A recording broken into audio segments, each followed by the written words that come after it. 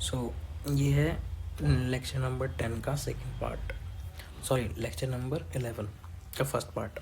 ठीक है, तो इसमें क्या करना है हमें, ये है अल्सर मॉडल के बारे में। अल्सर मॉडल क्या होता है कि अगर कंपनी एग्जिस्टिंग कंपनी है, उसको ऑपरेशंस करती है, पर वो चाहते हैं कि वो एक प्लान है और उसे एग्जीक्यूट करेंगे, तो उस प्लान से उन्हें कुछ नए कैश लाएंगे कुछ टाइम तक, और उसके बाद वो स्टेबल हो जाएंगे। तो क्या उन्हें नया प्लान लेना चाहिए या नहीं लेना चाहिए? ठीक है, तो हम सबसे पहले क्या करते हैं, सबसे पहले देखते हैं कि प्लान, जो भी प्लान है उससे उनकी वैल्यू क्या है, और जो प्लान अगर नया वाला लगाएंगे तो उससे वैल्यू क्या हो जाएगी। अगर बढ़ जाएगी तो ठीक है, और घट जाएगी तो प्लान को एक्सेप्ट नहीं करते। ठीक है, ठीक है। अब हमें इस चीज़ को ध्यान रखना है कि जो वैल्यू होती है किसी फर्म की, अगर वो ग्रोथ नहीं होती, नो ग्रोथ फर्म होती है, तो नो पैट अपॉन में K C is its the value of the firm. Okay, क्यों? क्योंकि नो पैट के बाद हम क्या करते हैं, नो पैट के बाद हम डेप्रिसिएशन ऐड करते हैं, उसके बाद इन्वेस्टमेंट माइनस करते हैं। नो ग्रोथ फर्म का मतलब होता है जितना डेप्रिसिएशन होगा उतना ही इन्वेस्टमेंट होगा, तो दैट्स वाई वो इफेक्ट ये आएगा कि नो पैट ही बचेगा उसके बाद भी, एडजस्टमेंट के बाद भी। इसलिए नो पैट अपॉन के सी इज हम यूज़ करते हैं। ओके, ठीक है। अब हमें क्या है, हमारे पास एक क्वेश्चन है जो है क्वेश्चन नंबर 36। ये क्वेश्चन वेरी रिपीटेड क्वेश्चन है, एग्जाम में काफ़ी बार आ चुका है। ओके, तो हम देख लेते हैं क्वेश्चन क्या बोलता है। सो ये क्वेश्चन बोलता है 36, कहता है कि एक नई सेल्स स्ट्रेटजी XYZ कंसीडर कर रही है और वो वैलिड रहेगी अगले 4 साल तक। और वो कहता है कि अब जो हमारा ईयर अभी एंड हुआ है उसकी इन्फॉर्मेशन ये है। तो वो बता रहा है सेल बता रहा है, वो बता रहा है मार्जिन बता रहा है, वो एडमिनिस्ट्रेटिव एक्सपेंस बता रहा है, वो टैक्स बता रहा है, और वो बैलेंस शीट भी दे रहा है नीचे क्या क्या हमारे पास है। ओके, बहुत बढ़िया। अब उसने बोला अगर वो अडॉप्ट कर लेंगे नई वाली स्ट्रेटजी, तो उनका जो ग्रोथ है वो सेल्स में ग्रोथ हो जाएगी 20% पर ईयर। ठीक है, और वो 3 साल तक ग्रोथ रहेगी। अब देखो ऊपर लिखा था 4 ईयर, नीचे लिखा है 3 ईयर्स, तो हम मान के चलेंगे कि 3 ईयर्स चलेगा ये, क्योंकि यहाँ पर 3 दे रखा है, और आईसीए ने जितने भी इसमें क्वेश्चन किए हैं वो सब में 3 माना है, तो हम उसको 3 मानेंगे, दैट्स ऑल। ठीक है, उसके बाद हमारा 4th ईयर से जो कह रहा है कि 4th ईयर से स्टेबलाइज हो जाएंगे आपके कैश फ्लो, हमने कहा बढ़िया। उसके बाद ये कहता है कि जो ग्रॉस मार्जिन रेशियो है, मतलब कि 20% या 20% ही रहेगी। वो कहता है जो टर्नओवर रेशियो है, एसेट टर्नओवर रेशियो है वो भी सेम रहेगी। और वो कहता है कैपिटल स्ट्रक्चर है वो भी सेम रहेगा।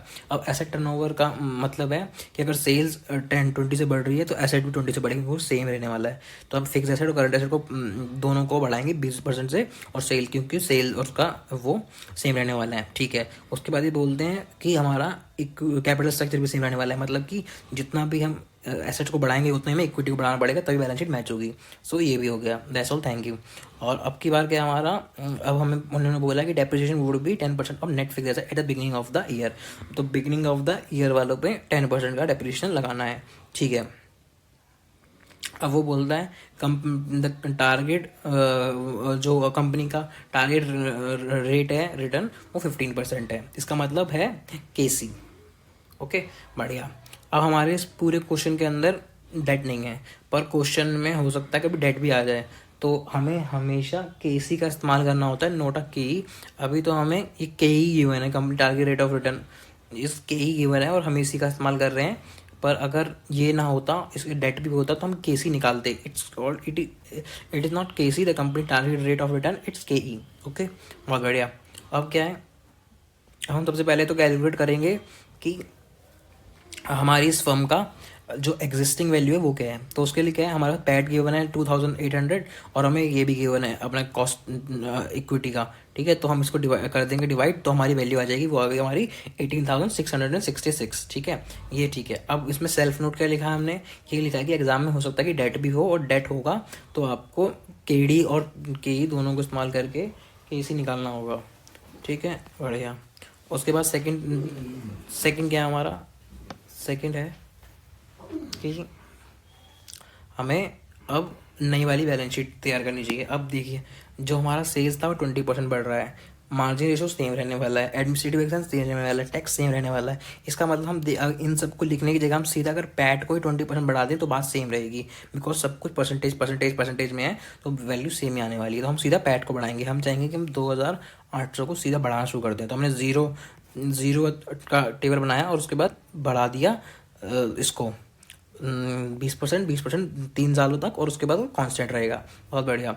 अभी हमने ऊपर एक टेबल और बनाई है कि हमारे फिक्स एसेट कितने, कोई हमें डेप्रिसिएशन निकालना है, तो हमारे फिक्स एसेट और करंट एसेट से हमारे वर्किंग कैपिटल चेंजेस निकालने हैं, तो इन दोनों को ही बढ़ाते हैं। तो हम पहले ने एक टेबल बनाई जिसमें हमने फिक्स एसेट करंट एसेट दोनों को बढ़ाया, और उसके बाद हमने देखा कि फिक्स एसेट 16,000 थे, 20% बढ़े, करंट एसेट भी इतने बढ़े, और एसेट टोटल भी इतने बढ़ते गए, ठीक है, और इक्विटी भी ऐसी बढ़ती रहेगी।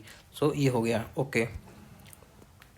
उसके बाद अब हमें क्या चाहिए, हमारे पास पैट है। अब हम पैट में क्या ऐड करते हैं, हम ये हमारा पैट है तो हम पैट में क्या ऐड करते हैं, डेप्रिसिएशन। तो हम डेप्रिसिएशन अब ऐड करेंगे। अब हम डेप्रिसिएशन ऐड करेंगे जब, तो हमें इन्होंने बोला था ओपनिंग का, तो ये तो सारे, अगर हम ईयर 1 पे हैं तो ये ईयर 1 का क्लोजिंग है जो हमारे पास है फिक्स एसेट 19,200, तो हमें ओपनिंग का मतलब 16,000 पे लगाना पड़ेगा, ठीक है।